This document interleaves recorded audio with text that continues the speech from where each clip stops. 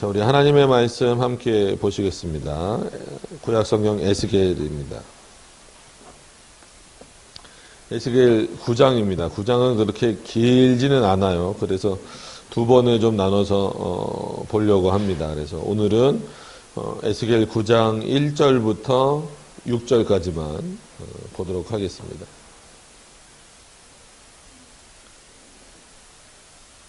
(1160페이지쯤에) 있습니다. 9장 1절에서 6절입니다. 자, 제가 봉독해 드리도록 하겠습니다.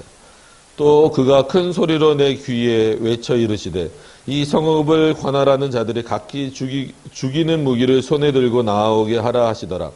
내가 보니 6사람이 북향한 문길로부터 오는데 각 사람의 손에 죽이는 무기를 잡았고 그 중에 사람은 가는 베옷을 입고 허리에 서기관의 먹그릇을 찼더라. 그들이 들어와서 놋 제단 곁에 서더라. 그룹에 머물러 있던 이스라엘 하나님의 영광이 성전 문지방에 이르더니 여호와께서 그 가는 베옷을 입고 서기관의 먹그릇을 찬 사람을 불러 여호와께서 이르시되 너는 예루살렘 성읍 중에 순행하여 그 가운데에서 행하는 모든 가증한 일로 말미암아 탄식하며 우는 자의 이마에 표를 그리라 하시고 그들에 대하여 내 귀에 이르시되 너희는 그를 따라 성읍 중에 다니며 불쌍히 여기지 말며 긍휼을 베풀지 말고 쳐서 늙은 자와 젊은 자와 처녀와 어린이와 여자들을 다 죽이되 이마에 표 있는 자에게는 가까이 하지 말라. 내 성소에서 시작할지니라 하시매 그들이 성전 앞에 있는 늙은 자들로부터 시작하더라. 아멘. 기도하도록 하겠습니다. 은혜가 풍성하신 하나님, 이 시간에도 하나님의 말씀을 함께 살펴보고자 합니다. 주께서 도우시고 인도하여 주셔서 하나님의 뜻을 깨닫는 시간 되게 하여 주시옵시고 여전히 하나님의 진노도 있지만 그 과정 속에서는 하나님의 또 크신 은혜도 있다라고 하는 것을 늘 기억하여서 늘 하나님 앞에 두렵고 떨리는 마음도 가져야 되면서 동시에 그럼에도 불구하고 우리를 하나님의 백성으로 자신의 자녀로 택하여 주신 그 깊은 은혜에 감사하며 감격하며 살아갈 수 있는 우리들의 모습이 다 되어질 수 있도록 인도하여 주시옵소서. 예수님의 이름으로 기도드립니다. 아멘. 네, 9장은 마찬가지로 에스겔서 전체 주제와 당연히 다르지 않죠. 하나님의 진노에 대한 어떤 그런 내용이 또 선포되는 겁니다. 이제 또 조금 더 이제 구체적으로 또 계속해서 이제 선포가 되는 그런 내용입니다. 그래서 그럼에도 불구하고 여전히 하나님은 그러니까 이제 표현상으로는 그렇게 할 수 있어요. 회개하는 자, 돌아오는 자, 그리고 이제 하나님이 돌이키고자 하시고 이제 어떤 그런 뜻이 있지만 결국은 그런 자들은 그럼 누구냐라고 했을 때에는 하나님의 백성들, 택자들이다라고 하는 거예요. 그러니까 같은 현상을 보고 정말 이것이 잘못되었느냐, 그것을 인식하느냐, 아니면 그러지 못하느냐가 가장 결정적인 차이다라고 하는 거예요. 그래서 오늘 일단 1절부터 보겠지만 일단 4절을 한번 가서 보세요. 4절을 가서 보시면 여호와께서 이르시되 너는 예루살렘 성읍 중에 순행하여 그 가운데 행하는 모든 가증한 일로 말미암아 탄식하며 우는 자의 이마에 표를 그리라 하시고, 그럼 여기서 가증한 일로 말미암아, 그래서 우리가 지난 시간까지 얼마나 이스라엘 백성들이 하나님 앞에서 가증한 일을 많이 범했는지에 대해서는 계속해서 말씀을 반복적으로 드렸습니다. 그럴 수밖에 없는 내용들이 나왔고, 그러면 그런 가증한 일을 보면서 탄식한다는 게 뭐예요? 그러니까 안타까움과 더불어서 진짜 이렇게 그 마음이 슬퍼서 우는 그런 상태까지 가는 거죠. 그래서 탄식하며 우는 자의 이마에 표를 그리라 하시고, 그럼 이 자들이 누굴까? 이거를 표를 그리라 그러면 우리나라는 너무 그런 시한부 종말론이나 아니면 이 세대주의 종말론의 영향을 너무 많이 받다 보니까 이러면 마치 그냥 한참 예전에 유행했던 것처럼 666 표를 받는다, 아니면 요즘에 베리칩이다, 뭐다, 이런 걸로 연결을 시키는데 그것이 그런 의미가 아닙니다. 여기서는 분명히, 전체적으로 볼 때는 이스라엘 백성들이 하나님을 멀리 떠나서 가증한 일을 통해서 타락한 건 사실이지만 그 와중에도 그 상태를 보고 하나님이 얼마나 이스라엘 백성들을 보고 안타까워하시고 정말 그 가증스러운 일을 향하여서 진노하시고 화를 내시고 있는가를 보고 그냥 지나가지 않고 나는 괜찮아 라고 지나가지 않고 오히려 그 모습을 보고 안타까워서 탄식하는 모습, 그리고 그것 때문에 우는 자기 상황 때문도 그렇지만 자기 상황 때문보다도 정말 그렇게 말을 듣지 않는, 하나님께 순종하지 않는 이스라엘 백성들을 향하여 우는 그런 자들, 과연 그런 자들이 누굴까?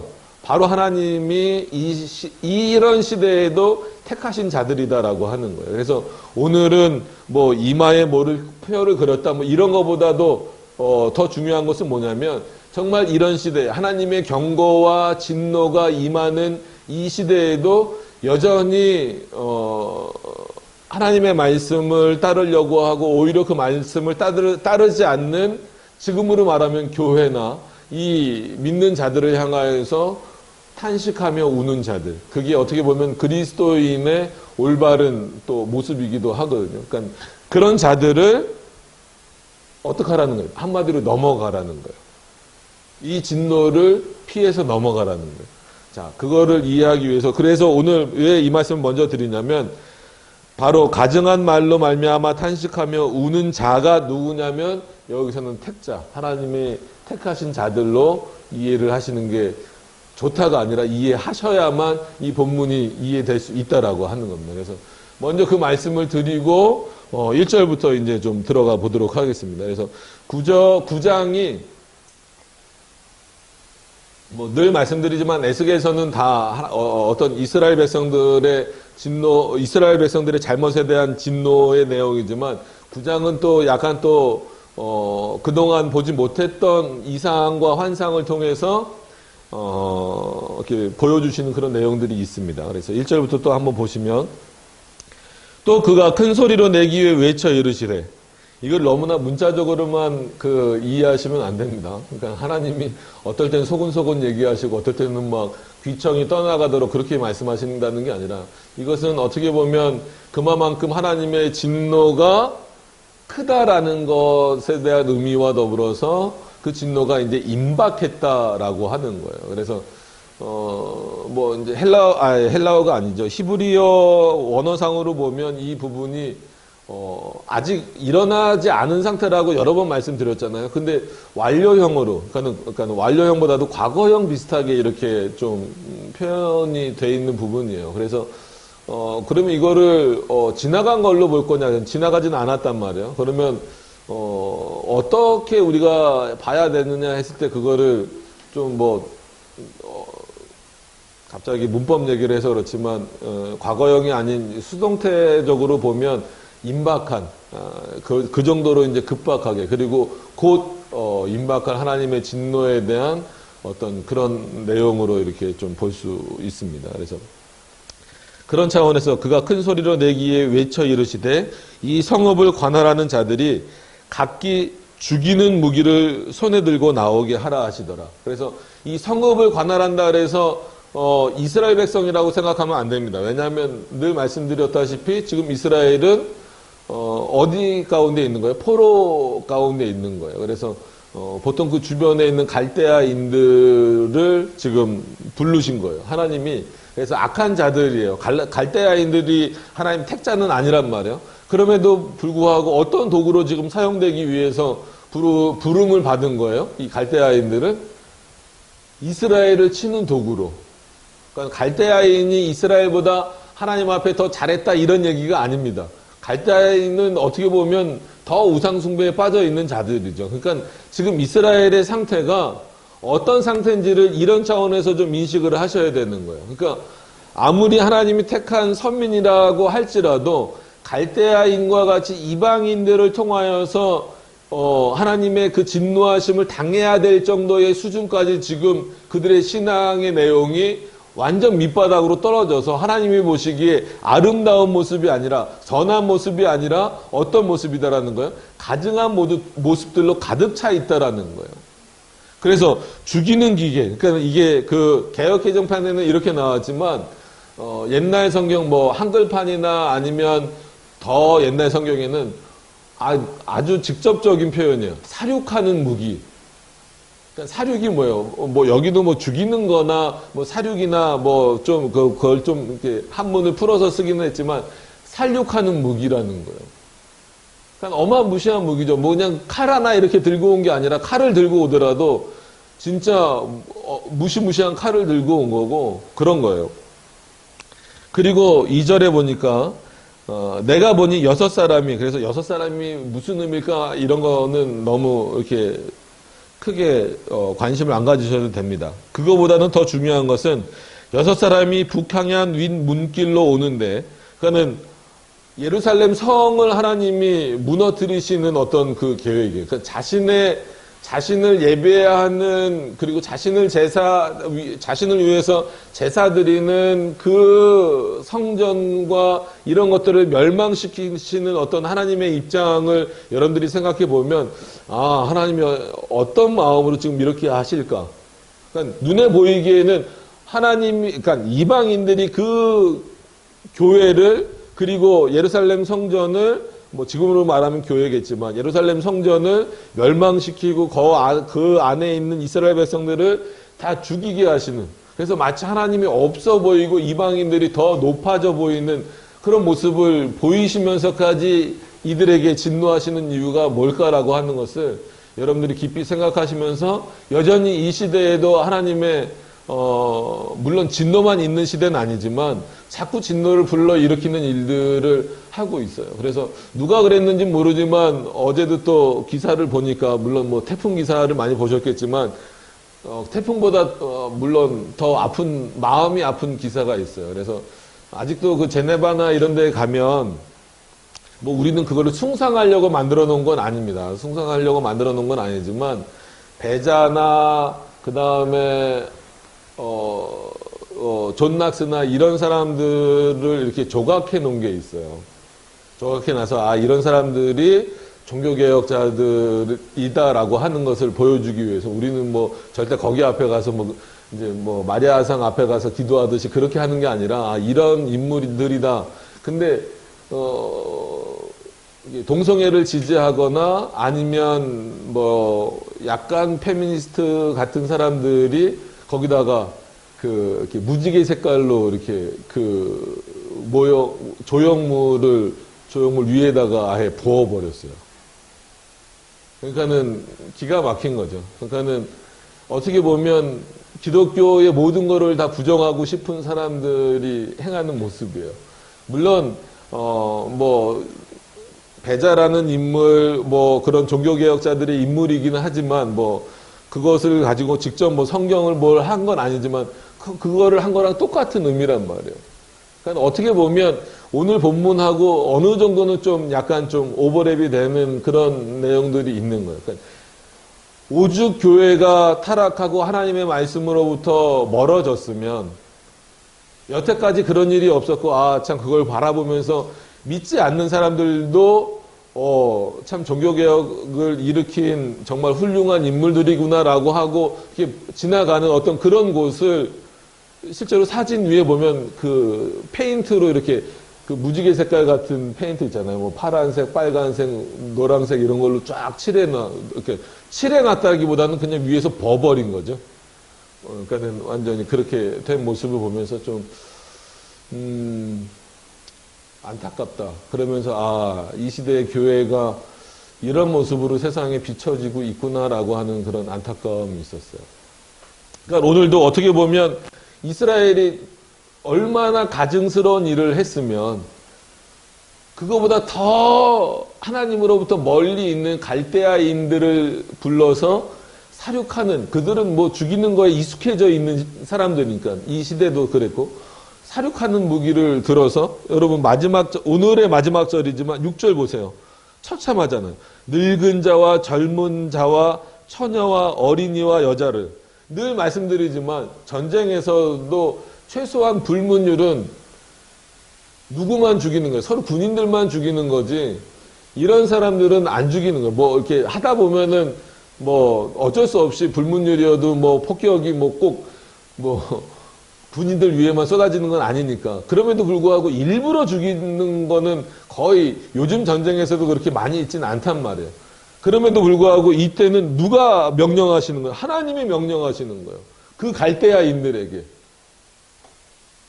그냥 표면적으로 보기에는 이스라엘 백성들보다도 더 악한 자들에게 가증스러운 일을 행했던 이스라엘 백성들을 향하여서 늙은 자와 젊은 자와 처녀와 어린이와 여자를 다 죽이되 누구는 어떻게 하지 말라? 가까이 가지 말라. 이 말은 뭐예요? 그들은 해하지 말라라고 나오는 얘기가 뭐냐면 이마에 표 있는 자에게는 가까이 하지 말라.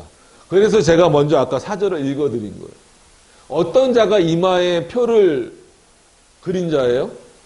지금 이 가증스러운 일을 보고 탄식하며 우는 자들.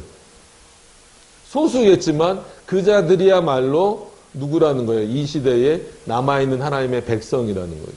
그래서 하나님의 진노가 전체적으로 임하지만 그 중에서도 하나님은 자신의 백성을 구별하시는 거예요. 그러니까 이 놀라움의 역사입니다.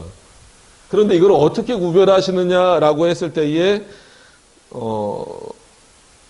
오늘은 좀 특별한, 좀 특이한 방식으로 이렇게 하시는 거예요. 그래서 6사람이 북향한 윗문길로 오는데 각 사람의 손에는 죽이는 무기를 잡았고, 여기까지는 뭐 1절하고 좀 반복이 되죠. 이제 6사람이라는 게 있는데 그건 너무 신경 쓰시지 말라 그랬어요.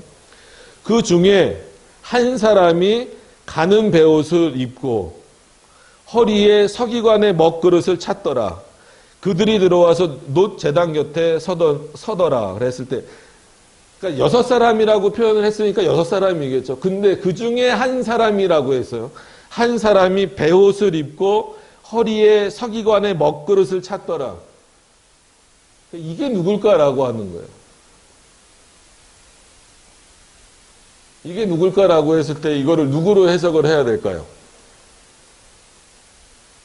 그러니까 나머지 5사람은 갈대아인, 즉 한마디로 죽이는 것에 익숙한 그런 인물들이에요. 그런 사람들, 실제 사람들이에요. 근데 이 가는 베옷을 입고 서기관의 먹그릇을 찬 사람은 누굴까라는 거예요.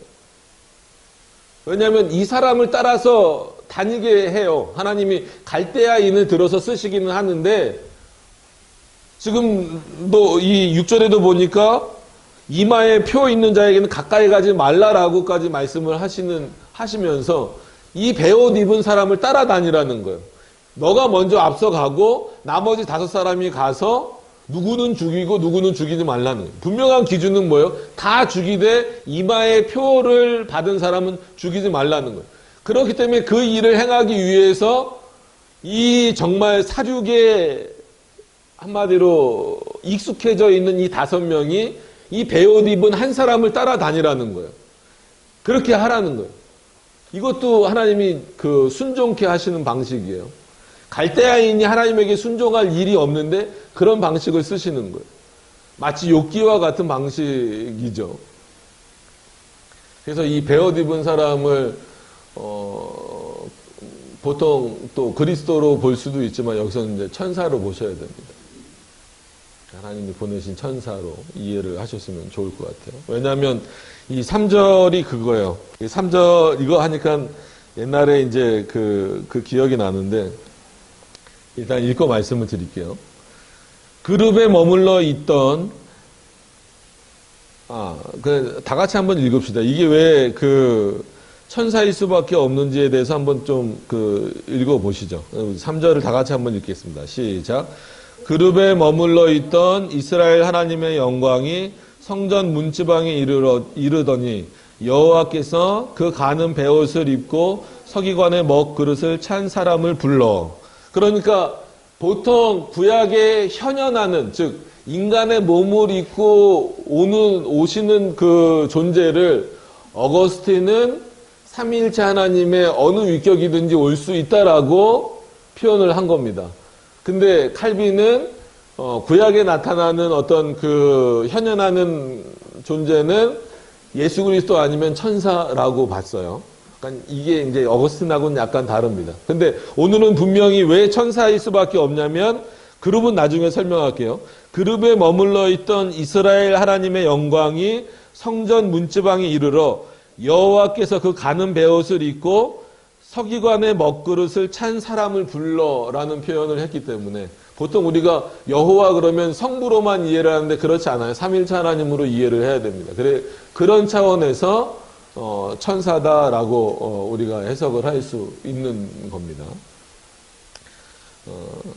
그렇고 이제 이단들이 얼마나 자기네들은 나름대로 탄탄한 교리를 가지고 있다라고 말하면서 동시에 얼마나 그 한정되어 있는 마치 그 틀 안에서만 얘기를 하잖아요. 그래서 그 얘기 들어보셨죠? 얼마 전에 자기네들이 먼저 신천지에서 먼저 그 기독교랑 토론하자라고 한 적이 있어요. 그래서 모였는데 뭐라 그랬는지 아세요? 신천지에서 성경 빼고 얘기하자고. 아니 성경 빼고 뭔 얘기를 할 거? 그러니까 왜냐하면 그런 얘기 해다가 자기네들이 들켰으니까. 왜냐하면 실제로 저는 거기에는 없었지만 이제 그 신천지하고 논쟁이 붙은 적이 있었어요. 그거를 이제 글로 봤는데 여기 이제 그룹이 나오잖아요. 여러분 이 그룹이 뭘까요? 이 그룹이 상징하는 게 뭘까요?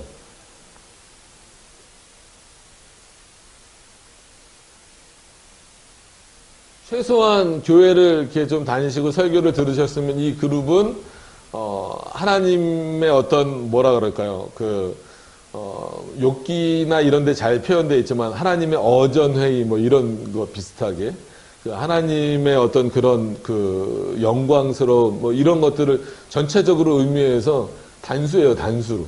그룹 그러면 우리는 그냥 영어로 하면 근데 신천지는 이 그룹이 뭐냐니까 진짜 영어로 그룹을 써버린 거예요. 몰라요, 이거는. 자기네들 틀에 맞춘 것만 얘기를 하지, 이건 모르는 거예요. 그래서 굉장히 그 글을 보면서 참, 이게 이런 사람들의 한계구나. 그러니까 우리가 생각하는 그룹은 그렇게 생각하시면 안 됩니다. 아, 그 그룹 중에 하나님이랑 천사랑 사단이랑 다 들어가 있구나. 이렇게 생각하면 안 돼요. 그러니까 오히려, 그래서 이 그룹을 대표하는 인물로서 보통 하나님이 천사를 표현을 하십니다. 그래서 이제 왜냐하면 여러분들이 보통 왜 구약에 나타나실 때에는 예수 그리스도 아니면 뭐 삼일차 하나님이라고 말하면서 오늘은 왜 천사입니까라고 했을 때 여러 이런 그 정황 증거들을 통해서 볼 때 이 6명 중에 한 명을 그리스도로 보지 말고 누구로 봐야 된다?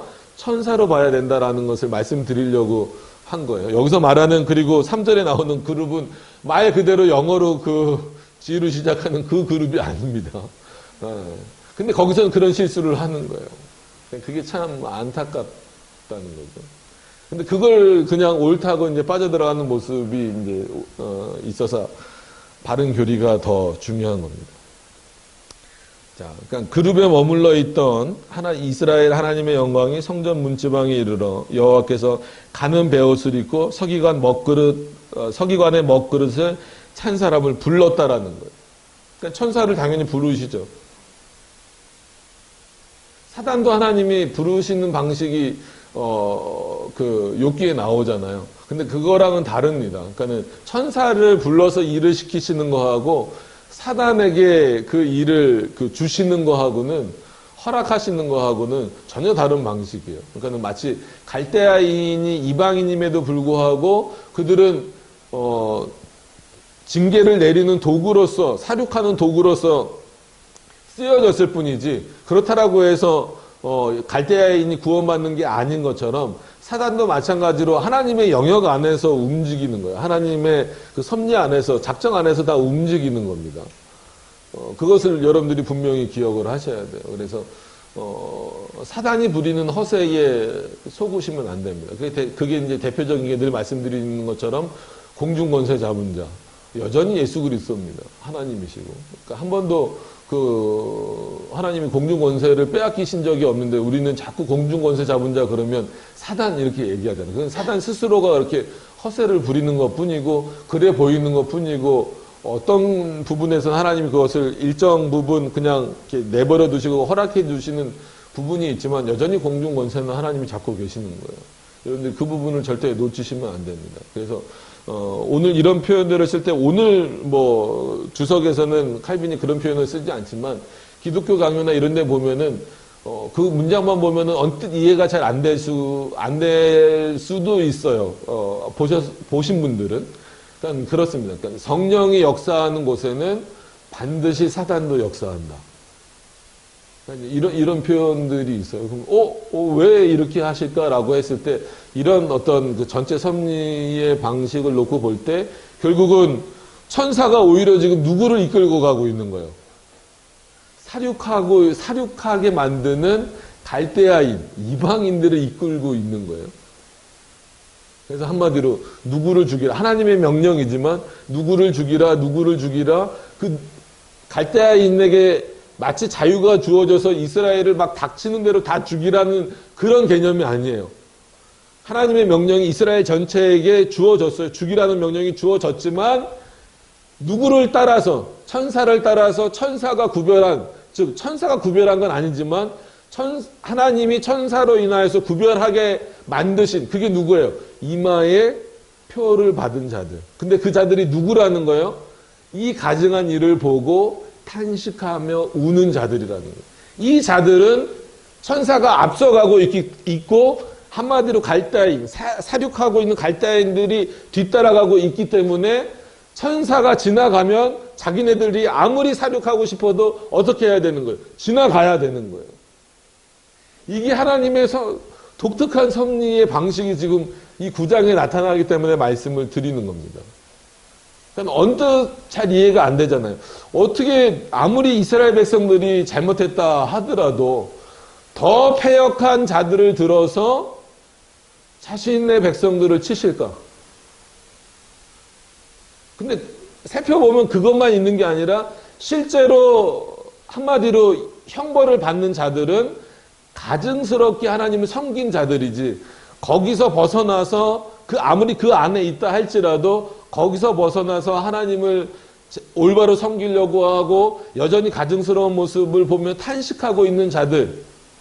여러분, 그래서 여기에서 이제 그리스도인들의 문화관까지 생각해 보면 우리가 세상을 바꿀 수 있어요? 솔직히 우리 혼자는 힘듭니다. 그러면 나 혼자 바뀐다고, 그러니까 생각을 잘 하셔야 돼요. 나 혼자 바뀐다고 세상이 안 바뀌니까 그냥 나도 그냥 이 세상이 흘러가는 대로 가자. 이게 옳은 겁니까? 아니면 나 혼자 바뀌어도 이 세상이 바뀔 수 있어.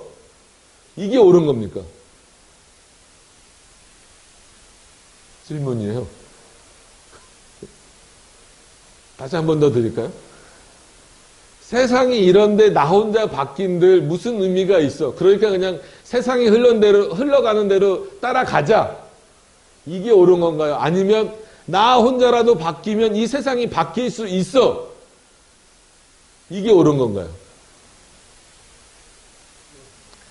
늘 제 질문에는 함정이 있습니다. 둘 다 틀렸죠. 그죠? 둘 다 불가능합니다. 그럼에도 불구하고 하나님이 원하시는 건 뭐냐면, 왜 그러냐면, 내가 혼자 바뀐다라고 해서 세상이 바뀐다? 이거는 우리의 능력으로 불가능해요. 그죠? 그러니까 이게 문화 변혁주의의 대표적인 그 표현인데, 불가능해요. 그렇다라고 해서 방종의 길로 가버릴 거냔 말이에요. 탄식하지 않고, 울지 않고, 지금 이 가증스럽게 행하는 모습을 보고, 탄식하고 울지 않고, 화내지 않는 그런 모습으로 그냥 좋은 게 좋은 거라고 휩쓸려 가는 것. 이것도 옳지 않은 거죠.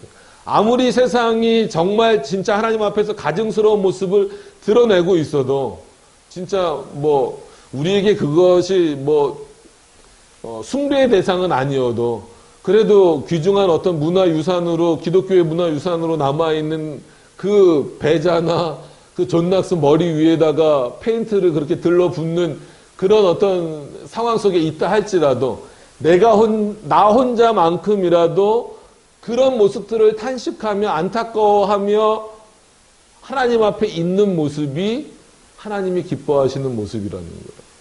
그러니까 내가 혼자 세상을 바꾼다라는 개념이 아니라 내가 혼자 이렇게 하나님을 올바로 섬긴다라고 해서 세상이 바뀌는 것이 아니다 할지라도 나는 어떻게 살아야 된다.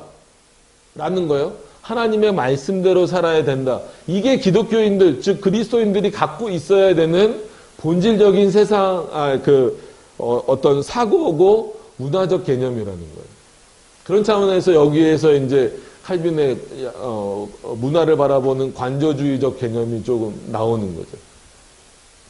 이기적인 생각이 아닙니다.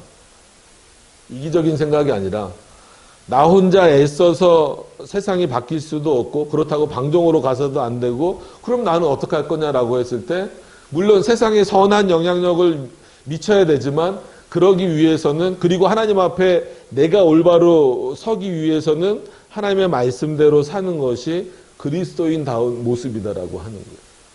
그런 사람들이 모였을 때 교회로 이루어지고 또 세상에서 점점 더 많아지길 기대하고 소망하는 것뿐이지 한 사람으로 인하여서 뭐가 그렇게 확 막 바뀌고 그러진 않습니다. 그거는 일시적인 거죠. 그래서 대표적으로 아브라함 카이퍼의 어떤 그 문화관 자체가 우리는 이제 변혁주의라고 많이 말하잖아요. 그런 차원에서 이제 신칼빈주의 전체가 그렇긴 하지만 그 중에서도 이제 아브라함 카이퍼가 그랬던 거예요. 그래서 그가 수상이 돼서 결국은 한번 바꿨었잖아요. 네덜란드를. 근데 지금 네덜란드의 모습을 보세요. 정말 어떻게 보면 이 가증스러운 모습에서 벗어나지 못하잖아요. 그러니까 하나님의 역사는 그런 차원이 아닙니다. 그래서 오히려 하나님 앞에서 우리 개개인이 이마에 한마디로 표를 받은 자들이 어떻게 살아가야 될 것인가의 문제에 있어서 그러니까 다른 사람은 신경 쓰지 말고 이기적이 되시라 이런 것이 아니라 내가 먼저 정말 그런 모습들을 보고 탄식하고 우는 자들. 그래서 에스겔도 나중에 탄식하며 부르짖는 어떤 그 내용이 다음 주에 우리가 보겠지만 늘 말하는 대로 예레미야가 왜 울어요? 자기 때문에 울지 않잖아요. 하나님의 말씀을 듣지 않는 이 백성을 위해서 우는 거예요. 정말 여러분들이 저와 여러분들이 정말 그리스도인들이라고 한다면 물론 내 상황 때문에 울 수도 있어요. 물론 뭐 그게 잘못됐다는 얘기는 아닙니다. 그럼에도 불구하고 이 시대보다 더 가증스러워져 가고 폐역해져 가고 있는 지금 한국 교회의 모습을 보고 이 세계 교회의 모습을 보면서 탄식하고 정말 울 수 있어야 돼요. 그게 실제 눈물로 나올 수도 있어야 돼요. 뭐 꼭 그렇게 하시란 얘기가 아니라 그런 어떤 마음들이 우리에게 있냐는 거예요. 그러니까 오늘 이 에스겔 본문을 통하여서 여러분들이 거기까지 한번 좀 생각을 해보셨으면 좋겠습니다. 왜냐하면 하나님이 왜 천사를 앞세워서 그러니까는 독특한 구조잖아요. 오늘 본문은. 여러분들이 쉽게 이해가 되세요? 살육하기 위해서 사람을 모으셨어요. 이방인을 모으셨어요. 근데 아무나 막 죽일까봐 천사를 세워서 그들을 이끌어가게 하셨어요. 누구는 구별하게 하셨냐면 그렇기 때문에 그 구별 차원에서 이마에 표를 그린 거지 지금처럼 뭐를 받으면 안 된다, 뭐를 몸에 씹으면 안 된다 이런 개념으로 확 가버리면 안 된다는 거예요. 그 자들은 어떤 자들이에요? 소수지만 어느 때든지 하나님의 말씀대로 살려고 하는 자들. 그렇기 때문에 하나님의 말씀대로 살려고 하는 자들의 눈에는 이 당시 세상이 어떻게 보여요? 이스라엘 백성들이 어떻게 보여요? 가증스러운 일을 행하는 모습으로 보일 수밖에 없는 거예요. 하나님의 말씀을 떠난 모습으로 보일 수밖에 없는 거예요. 그래서 그 모습이 안타깝고 불쌍히 여기고 탄식하는 모습으로 나타나야 된다라는 거예요. 여러분, 지금 그게 우리 모습에서 나타나야 되는 거예요. 그러니까 나는 혼자 개혁주의 한다. 나는 혼자 개혁파 신학한다. 그러니까 나는 그냥 이것만 그냥 붙잡고 나가면 된다. 저 사람들은 어떻게 되든지 간에 그래 너네는 그렇게 살아라. 이런 마음이 아니라 오히려 이 좋은 신학 늘 말씀드렸다시피 길레스피라는 사람이 그런 표현을 썼다라고 말씀을 드렸어요. 가장 좋은 신학이 바로 개혁신학이다라고 표현을 했는데 그 좋은 신학인 개혁신학을 여러분들이 배우고 있고 또 더 추구해 나가고 한다면 정말 그것이 머릿속으로만 있지 않고 가슴이 뜨거워지는 사람으로 있다면 나는 이 신학을 배우니까 괜찮다라고 넘어가는 것이 아니라 그러지 못한 이 교회의 모습을 보면서 안타까워하며 탄식하며 우는 모습이 있어야 된다라는 거예요. 그게 정말 그리스도인들의 모습이에요. 그게 세상을 바꾸지 못한다 할지라도 하나님 앞에 그런 모습이 있어야 된다는 거예요. 오늘도 그런 자들이잖아요. 가증한 일로 말미암아 탄식하며 우는 자들은 이마에 표를 그리라. 왜? 천사가 가면서 그 사륙을 피하게 하리라 이거예요. 마치 뭐가 생각이 납니까? 6월절에 그러니까 출애굽 당시에 6월절에 6월절이 된다. 맞죠? 6월절에 그 문지방에 피를 발라서 그 피를 바른 곳은 어떻게 하셨어요? 넘어가셨잖아요. 10번째 재앙이 뭐예요? 장자를 죽이는 재앙. 그것을 넘어가게 하신 어떤 그런 의미들이 있잖아요. 그래서 4절에 보니까 이렇게 나옵니다. 여호와께서 이르시되 너는 예루살렘 성읍 중에 순행하여. 그러니까는 이게 순행하여 그러니까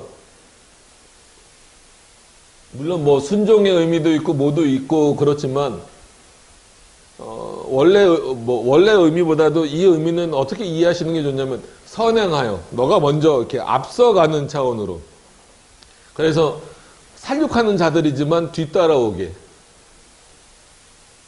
이거 늘 여러 번 말씀드리지만 환상입니다. 진짜 막 천사가 막 이렇게 물론 에스겔의 눈에는 지금 그 천사가 사람의 모습으로 보이지만 진짜 역사하실 때는 이런 방식은 약간 이렇게 눈에 보여서 천사가 사람이 돼서 걸어다니는 그런 차원의 모습은 아니라는 거죠. 그때는 그 진노가 임할 때는. 그래서 순행하여 즉 너가 먼저 가면서 갈대아인들을 뒤따라오게 하시는 방식이다라고 이해를 하시면 좋을 것 같아요. 그래서 순행하여 그 가운데서 행하는 모든 가증한 일로 말미암아 탄식하며 우는 자들의 이마에 표를 그리라. 그러니까 왜 그래야 되냐면 그들에 대하여 내 귀에 이르시되 너희는 그를 따라 성읍 중에 다니며 불쌍히 여기지 말며 긍휼을 베풀지 말고 치라는 거예요. 왜냐하면 이 일을 하셔야 돼. 이 일을 시키시는 거예요. 누구에게 지금 말씀하시는 거예요? 천사와 그 갈대아인들에게 그들에 대하여 내 귀에 이르시되 너희는 그를 따라 성읍 중에 다니며 불쌍히 여기지 말며 긍휼을 베풀지 말고 치라는. 하나님이 긍휼을 베풀지 않고 하나님이 불쌍히 여기지 않으시는데 너는 왜 살려주려고 하느냐는 거예요. 왜 그때 그때야말로 뭐 갑자기 뭐 인권 나오고 인간적인 모습 나오고 그러지 말라는 거예요. 하나님이 한마디로 죽이라는 명령, 그리고 내가 여기를 버렸다, 여기를 진멸하겠다라는 명령을 내리셨을 때에는 너의 그 생각으로 갑자기 거기서 뭐 인애의 모습과 자비의 모습을 나타내지 말라는 거예요. 하나님이 나타내시지 않는데. 그래서 마치 이 모습을 잘못 보면, 왜냐하면 마치 구약의 하나님은 나쁜 하나님 아니면 사륙의 하나님 뭐 이렇게 표현하는 사람들까지도 있어요. 그런 의미가 아닙니다. 뭐 여기서 늙은 자들 이렇게 나왔지만 노인들 보통 뭐 어떻게 표현을 하든지 늙은 자나 젊은이나 처녀나 어린이나 여자나 왜 다 죽어야 될 수밖에 없을까요? 이들이 뭘 행하고 있었으니까? 가증한 일을 행하고 있었으니까. 그러니까 하나님이 죽이라는 것에 대해서만 우리는 초점을 맞추고 있으니까 하나님이 왜 죽이실까? 사랑의 하나님이라면서. 그래서 칼빈이 그 부분에 대해서 거기서 사랑 운운하지 말라는 거예요. 어떤 의미인지 아시겠어요? 너네들이 정말 사랑을 아느냐 이거예요. 하나님은 사랑이시다라는 의미를 아냐는 거예요. 사랑의 하나님이 어떻게 이렇게 사륙하는 자들을 불러서 늙은 자와 젊은이 무슨 힘이 있다고. 그리고 처녀와 어린이들, 여자들이 무슨 힘이 있다고 이 사람들까지 다 죽이라고 하십니까? 라고 말하지 말라는 거예요. 너희가 그 하나님의 사랑의 깊이를 알지 못하는 이상, 하나님의 뜻을 알지 못하는 이상, 여러분 바꿔서 딱 생각해 보면 그래, 여기도 지금 어린애들이 있어요. 학생들도 있고 여기 있는 대상은 다 있어요. 처녀도 있고 젊은이도 있고. 저도 젊은이죠, 그죠? 갑자기 막 소리 지르다가 저도 젊은이죠, 그렇게 동의가 잘 안 되시잖아요. 이제 어르신들도 있고. 그러면 이 아이들은 말 그대로 어려서부터 뭘 보면서 자라는 거예요? 예배 드리고 하나님 앞에 또 기도하고 이런 모습들. 그 다음에 어쨌거나 소요리 문답 계속 듣고 있고, 알든 모르든 듣고 있고. 그게 뭐냐면 벌써부터 어렸을 때부터 그런 것들이 몸에 배이기 시작한다라는 거예요. 바꿔 말하면 이 당시 가증한 일을 행한 자는 어떤 특정 대상이 아니라는 거예요. 그러면 늙은이들은, 죄송합니다, 여기 본문이 그렇게 나와서 그냥 그렇습니다. 늙은 자들은, 이스라엘의 늙은 자들은 가증한 일로부터 자유로웠어요? 아니에요. 어떻게 보면 이 사람들이 그 가증한 일을 오히려 더 풍성하게 행했기 때문에, 하나님 앞에서 풍성하다는 표현은 좀, 가증한 것을 풍성하다는 것은 좀 그렇지만, 어쨌거나 그것을 많이 했기 때문에 그 영향이 누구에게까지 미칠까요? 어떻게 보면 늙은이에 비하면 이 어린이는 어떤 관계일 수 있어요? 예를 들어서 가족 관계를 비유하면 손주 이런 관계가 될 수 있잖아요. 그럼 지대하게 그런 영향을 많이 받아요. 물론 부모의 영향도 받을 수 있지만, 저도 이렇게 친할머니, 외할머니 다 돌아가셨지만, 그 기도하시던 모습, 찬송 부르시던 모습, 예전에는 찬송가에 음이 없고 그냥 가사만 있는 찬송가가 있었어요. 옛날에는. 그래서 특히나 외할머니 같은 경우는 1장부터 한 500장 되는 그 찬송 음이 다 똑같아요. 그러니까 옛날 어르신들이니까 이제 그런 거죠. 그러니까 그런 모습을 보면서 자랐기 때문에, 그리고 저는 고등학교 때까지 외할머니랑 한 방을 썼어요. 저희 이제 누나는 친할머니랑 한 방을 쓰고. 그러면은 자기 전에 손주니까 손주를 위해서 기도해주고. 그러면은 그 모습을 보니까 저도 자기 전에 그러면 할머니를 위해서 기도해드리고. 이런 게 서로 영향을 받는 거예요. 그러니까 놓고 보면 하나님이 되게 나쁜 존재인 것처럼 보이지만 아니에요. 이 늙은 자들도 가증스러운 일에서 벗어날 수 없어요. 여러 번 하나님이 경고하신 거예요. 젊은이들은 더 왕성하게 가증한 일을 더 많이 벌였겠죠. 처녀들도 마찬가지겠죠. 어린이도 그럴 수밖에 없어요. 만약에 얘네들이 목사 자녀가, 성재나 윤재가 목사 자녀가 아니고 다른 종교의 자녀였다면 쟤네들 지금 뭐 하고 있을까요? 다른 거 하고 있겠죠. 그죠?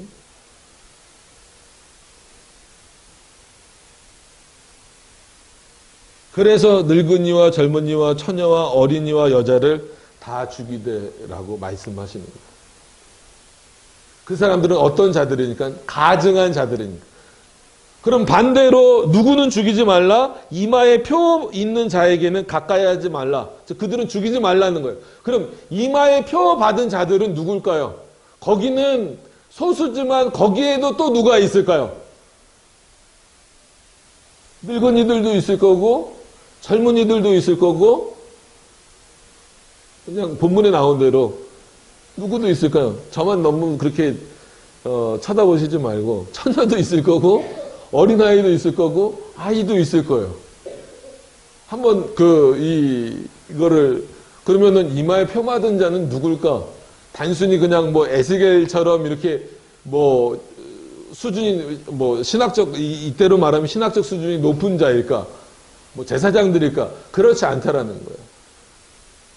표현이 이렇게 돼서 그렇지 이마에 표받은 자들 중에도 분명히 똑같은 늙은 자들, 또 젊은 자들, 처녀들, 어린아이들, 여자들도 다 있었을 거다라는 얘기예요.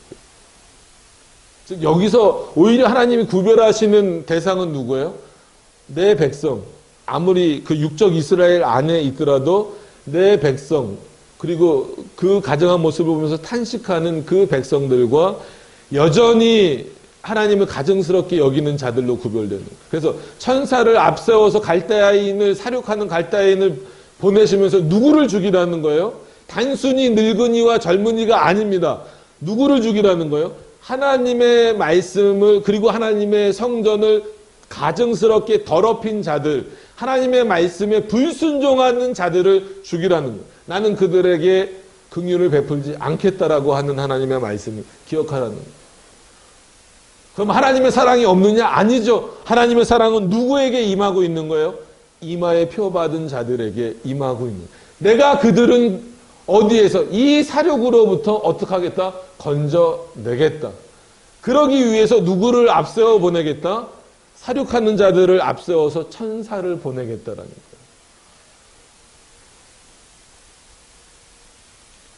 어떻게 보면 감사한 거죠. 지금도 어떻게 보면 하나님의 진노는 임하고 있는 것 같아요. 워낙 한국교회가 가증스러운 일을 많이 지금 하고 있으니까. 그럼에도 불구하고 천사를 앞세우셔서 여전히 지금도 자신의 백성을 건져내시는, 보호하시는, 사단이 아무리 우리를 넘어뜨리려고 하더라도 하나님께서 천사를 통하여서 또 뭐 성령을 통하여서 성령도 하나님이시니까 하나님 스스로가 막아주시는 거예요. 여러분 그 은혜를 깊이 한번 오늘 생각해 보셔야 됩니다. 단순히 하나님이 왜 이렇게 어린아이까지 다 죽이라고 하셨지? 노인까지 다 죽이라고 하셨지? 그거에 대해서 의문을 품는 게 아니라 이들은 어떤 자들이기 때문에 수없이 경고를 들었음에도 불구하고 하나님을 가증스럽게 만들어버린 자들이기 때문에 하나님이 더 이상 긍휼을 베풀지 않으신다는 거예요. 그럼에도 불구하고 여전히 소수지만 남아서 하나님의 말씀대로 살려고 하고 그렇게 살지 못하는 자들을 향하여서 탄식하고 있는 자들은 이마에 표식을 세워서 넘어가도록, 즉 그들은 보호하신, 그게 하나님의 사랑이죠. 여러분 하나님의 사랑의 대상에 우리가 포함되어져 있다는 것 자체가 은혜인 거지. 이 세상을 그러면 지옥이 왜 필요합니까? 그렇잖아요. 사랑의 하나님을 이상하게 강조하면 여러분 지옥이 없어야 돼요. 그죠? 그렇지 않습니다. 이 사람들은 이때 사륙당하지 않았어도 어차피 하나님의 나라에 들어가지 못할 자들이라는 거예요. 자, 근데 그 시작이 어디에서부터인가? 이게 어떻게 보면 한마디로 우리가 정신을 좀 번쩍 차려야 될 부분입니다. 이방 지역에서 아니면 하나님의 말씀이 선포되는 것과 지금으로 비교하면 상관없는, 즉 교회 밖에서부터 그 일이 시작되는 것이 아니라 내 성소에서 시작하겠다라는 거예요. 이거는 어떻게 보면 저는 이런 말씀들이 충격적인 거예요. 늘. 그리고 다시 한번 돌아볼 수밖에 없고, 하나님의 심판이 어디서부터 시작되겠구나. 교회에서, 교회를 치시는 것으로부터.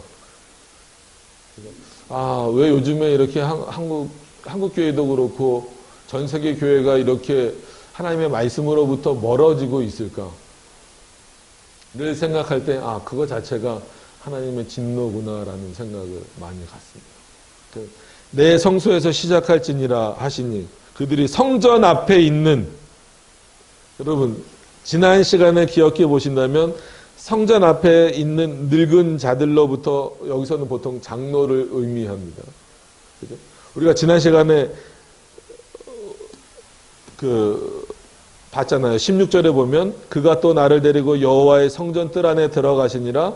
보라 여호와의 성전 문 문 곧 현관과 제단 사이에 약 25명이 누구라 그랬어요? 그 당시 이스라엘을 이끌고 있는 사람들을 지도자, 즉 장로와 같은 역할을 하는, 지금 장로 그런 개념은 아닙니다. 그냥 말 그대로 좀 뭐 이렇게 그 연륜이 돼서 이제 이끌어가는 그 사람들이 여호와의 성전을 등지고 낯을 동쪽으로 향하여 동쪽 태양에게 예배하고 있는 상태이기 때문에 하나님의 진노가 어디서부터 시작되고 있는 거예요? 그들로부터 시작되고 있는 거예요. 그래서 오히려 이 표현은 물론 전체 그리스도인들을 향하여서 지금 하나님의 진노가 교회로부터 시작될 것이다라는 어떤 그 암시도 되지만 더 나아가서는 여기서 이제 늙은 자를 장로로 보통 이제 해석할 때, 그러니까 늘 말씀드리면 지금 장로님들이라는 의미가 아니에요. 그러니까 이 당시에 교회 지도자들, 어떻게 보면 그 이스라엘 백성들을 믿음으로 이끌어가야 될 지도자들을 표현했을 때, 그들로부터 먼저 된다라고 했을 때, 지금 목사들이 여러 가지로 욕을 많이 먹고 문제를 많이 일으키는 게 뉴스에 뭐 한두 끝도 없이 나오잖아요. 그런 모습을 보면서 이게 그렇게 이 시대에만 그냥 하나님이 보여주셨던 에스겔에게 보여주셨던 환상 정도로 끝나는 게 아니라 하나님이 지금 또 우리들을 향한 경고구나 라고 하는 것을 다시 한 번 더 깨닫게 됩니다. 그래서 오늘 본문은 그런 차원에서 하나님의 사랑으로도 얼마든지 풀 수 있어요. 어떤 차원에서? 자신의 백성을 천사를 앞세워서까지도 보호하시고, 그럼에도 불구하고 그 가증스럽게 행한 자들에 대하여서는 전혀 자비를 베풀지 아니하시니, 그리고 오히려 그 성전에서 하나님의 말씀대로 이스라엘 백성들을 이끌어가야 될 자들이 그러지 못하고 태양을 숭배하고 가증스럽게 만들었기 때문에 오히려 그 심판을 어디서부터 시작하시는, 성소에서부터 시작하시는 이 역사를 보면서 우리가 하나님의 백성이 된 것은 정말 감격스럽고 감사하고 늘 하나님 앞에 겸손해야 되고, 하나님의 말씀을 따라서 살다 보면 자연스럽게 그렇게 살지 못하는 자들을 향하여서 애통하고 또 통곡하고 울 수밖에 없지만, 다시 한 번 더 교회를 살펴보면서 얼마나 우리가 개인도 그렇고 우리 교회가 하나님 앞에 올바로 서가고 있는가라고 하는 것을 깨닫는 모습이 있어야 된다라고 하는 겁니다. 그러니까 무서운 경고 뒤에 여전히 자신의 백성을 감싸 안으시는 하나님의 사랑, 이 사랑을 말해야지 그냥 전체적으로 묶어서 하나님은 사랑이시다 이것만 가지고 왜 이렇게 다 죽이시냐라고 표현하면 그것은 하나님의 사랑을 오해하는, 오도하는 어떤 그런 방식이 될 수 있습니다. 그러니까 이런 부분들을 여러분들이 오늘 본문을 통해서, 그래서 8장까지는 조금 다르게 9장은 조금 그러니까 특별한 어떤 하나님의 섭리의 내용이 환상으로 보여지긴 했지만 나타나고 있다라고 하는 것을 여러분들에게 좀 말씀을 드리고 싶었습니다. 그래서 지금 시대와 너무 많이 오버랩되는 부분들이 있어서 여러분들이 좀 많이 고민해 보시고 생각해 보셨으면 좋겠어요. 과연 나는 이 시대에 하나님의 말씀대로 살고 있는가? 그리고 오히려 저 가증스럽게 행하는 그런 어떤 모습들을 보면서 그냥 나는 저 사람들과는 다르니까 하고 그냥 그 사람들에 대해서는 무감각하지는 않았는가? 하나님이 또 자신의 백성들에게 원하시는 또 하나의 모습은 그들을 위해서 애통하며 울라는 거예요. 여러분, 그래서 우리 교회는 한마디로 우리 반석툴립교회는 정말 하나님의 말씀대로, 그리고 하나님이 주신 이 시대에 여전히 소수지만 그래도 허락해 주신 이 개혁신학을 잘 유지해 나가기 위해서 애써야 되면서, 동시에 그러지 못한 교회들을 보면서